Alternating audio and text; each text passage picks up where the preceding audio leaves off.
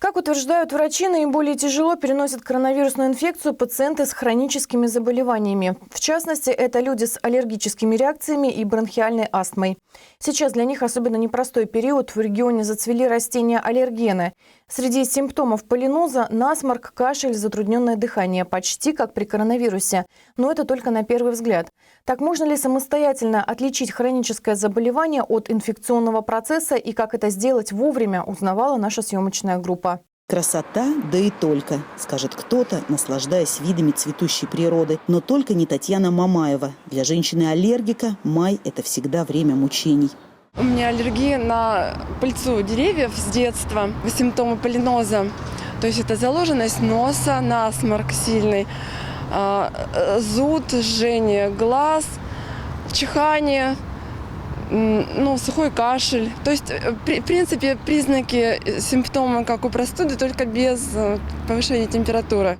От сезонной аллергии страдает каждый третий житель республики. Причем реакция на пыльцу одна из самых тяжелых. Прежде всего потому, что изолировать аллерген невозможно. Утяжеление заболевания – это бронхиальная астма. Сопровождается не только насморком, конъюнктивитом, кашлем, но и затруднением дыхания. Симптомы, кстати, очень напоминают новый опасный вирус этого сезона. Здесь главное вовремя отличить одно от другого. Бронхиальная астма характеризуется кашлем сухим. Кстати, эти симптомы очень похожи на коронавирусную инфекцию.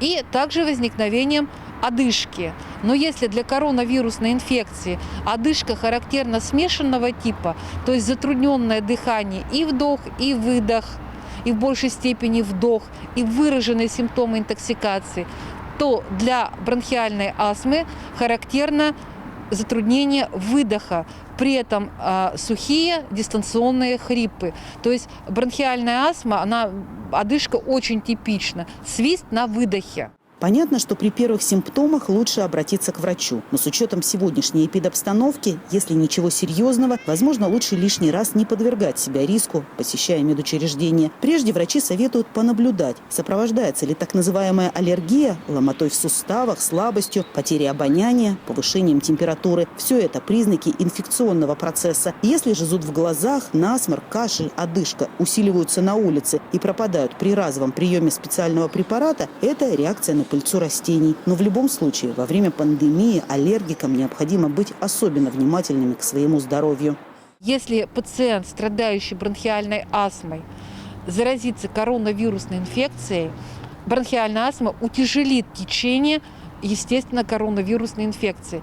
И дыхательная недостаточность, и та возникшая пневмония уже вследствие коронавирусной инфекции будет протекать более тяжело у пациента с бронхиальной астмой, особенно с тяжелой бронхиальной астмой. Все пациенты, страдающие хроническим обструктивным бронхитом, аллергическими заболеваниями, а на сегодняшний день сейчас активно пыльцевая аллергия, активно сейчас идет грибковая аллергия на плесень, поэтому ношение масок просто обязательно для таких пациентов. Рекомендации специалистов касаются и тех жителей республики, у кого хронические заболевания не связаны с аллергическими реакциями. Людям с сердечно-сосудистыми патологиями, обструктивной болезнью легких, гипертоником, инвалидам сейчас также важно беречь себя, по максимуму соблюдая режим самоизоляции. В противном случае последствия от коронавируса могут быть самые непредсказуемые.